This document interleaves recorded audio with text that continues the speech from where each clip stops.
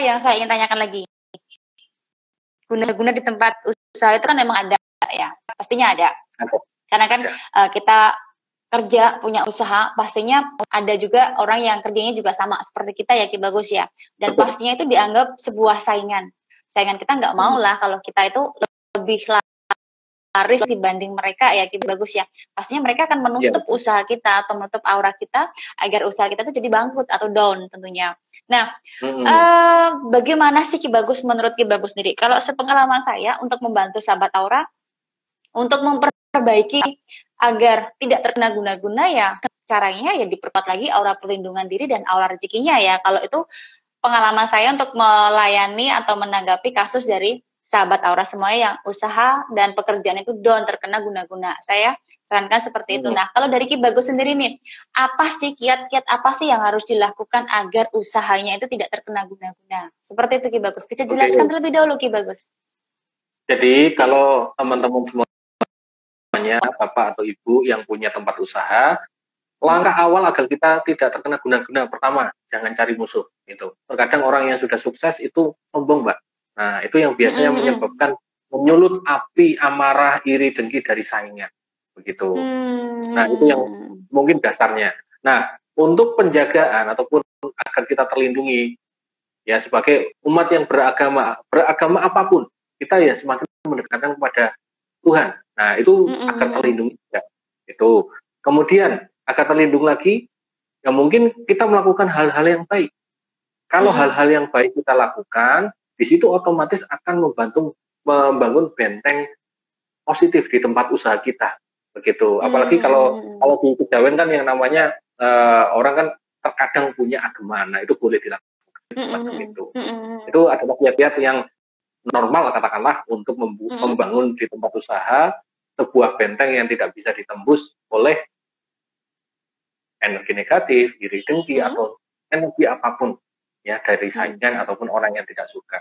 Kan wajar ya Mbak ya, kita punya usaha yang namanya manusia kan walaupun kita tidak punya salah sama mereka, tapi orang itu iri dengan kita, iri dengan kesuksesan kita, ya harus jaga-jaga kita semacam itu. Itu Mbak. Berarti 3 tadi jadi, ya Bagus ya? Atau 3 tadi ya? Kalau nggak boleh jahat sama orang, terus dekatkan diri sama Tuhan, terus yang ketiga 3 tadi apa Ki Bagus, saya lupa. Meninggalkan apapun hal yang positif kita lakukan. Nah, itu hal-hal positif itulah yang istilahnya menabung energi negatif. Ya, semacam itu. Semacam itu ya, Pak. Meningkatkan energi positif itu dari banyak, dari kelakuan kita, kemudian di dalam diri kita spiritual. Kalau Mbak Ratu kan memanggilnya kan energi aura ya. Kalau di dalam di dalam saya sendiri mengatakan, ya itu ya energi spiritual dalam diri manusia. Ya, bisa datang dari mungkin doa-doanya, amalan, ataupun mungkin pegangan yang dipakainya begitu Pak. Oh, pegangan itu berarti seperti jimat gitu ya Ki Bagus ya? Kalau saya mengatakan jimat ya bisa saja semacam itu. Itu kan yang namanya jimat saya ya suara saya terdengar. Halo, iya Mbak. Suara saya terdengar? Iya, suara saya terdengar. Terdengar.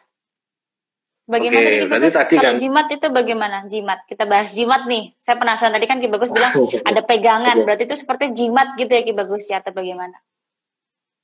Kalau kita menyebutnya jimat, bisa disebut dengan jimat atau sidi yang dirumat. Itu adalah ageman yang mana hanya sebagai wasilah atau perantara Mbak. Ya, itu yang penting. Jangan, inti saran dari saya. Sebuah pegangan apapun itu jangan sampai kalian itu menuhankan itu hanya sebagai wasilah ya. Sama seperti kita mau kemanapun naik sepeda kan lebih cepat, naik mobil lebih cepat. Nah sama seperti itu. Jadi kalau ingin punya pegangan ya mungkin kita harus teliti dulu energinya negatif atau positif. Kalau negatif tinggalkan, kalau positif kita ambil. Ya semacam itu Mbak. Maksudnya positif negatif itu yang gimana Ki Bagus? Yang positif itu yang seperti apa, yang negatif itu maksudnya itu yang ada energi kodamnya atau jinnya gitu ya atau gimana Ki Bagus? Kalau saya mengatakan energi positif adalah energi dari alam itu banyak yang positif. Energi dari berkah doa yang katakanlah seorang kiai, tokoh spiritual yang diwiridkan itu termasuk positif. Atau siapapun ya yang bisa mengirimkan energi yang positif jadinya positif. Lantas yang negatif gimana? Energi negatif itu katakanlah ada pegangan yang ada khodamnya dan khodam itu buruk. Nah, karena tidak semua khodam itu buruk buat saya. Buruk dalam artian dia minta tumbal. Nah, itu yang jangan dipakai.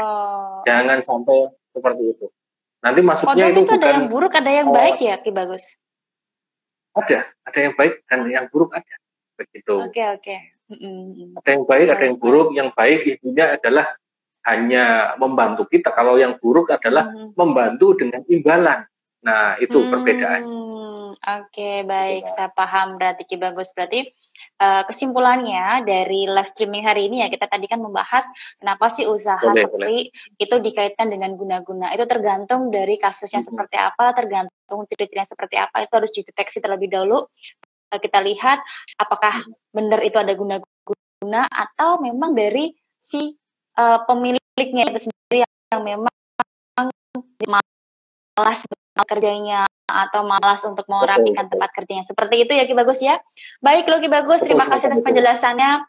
Semoga ini bermanfaat untuk sahabat Auri ini, dan saya berterima kasih banyak Ki Bagus sudah meluangkan waktu untuk bisa hadir di live streaming saya, walaupun ini saya yang join di Instagramnya Ki Bagus tadi karena memang ada masalah ya Ki Bagus ya. Terima kasih sekali untuk live streaming hari ini. Semoga dapat manfaat untuk sahabat Aura semuanya, dan terima kasih buat Ki Bagus juga. Selamat sore, selamat beraktivitas pagi Ki Bagus. Assalamualaikum.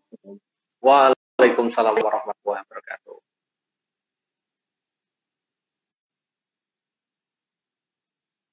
Oke, kita lanjut. Tadi adalah perbincangan saya dengan Mbak Ratu Aura, begitu kan, pakar aura. Nah, memang betul yang dikatakannya bahwa ketika seseorang itu punya usaha, dan usaha itu tiba-tiba kok down, ya turun seketika omsetnya. Nah, lantas apa yang harus kita lakukan? Kita lakukan ya tadi, teliti dulu apakah itu memang dari kita sendiri, dari perbuatan kita, atau memang dari luar, ataupun kiriman orang lain. Jadi untuk kedepannya, kita harus pintar-pintar di situ. Andai kata kok terjadi kejadian yang tidak wajar, katakanlah apa?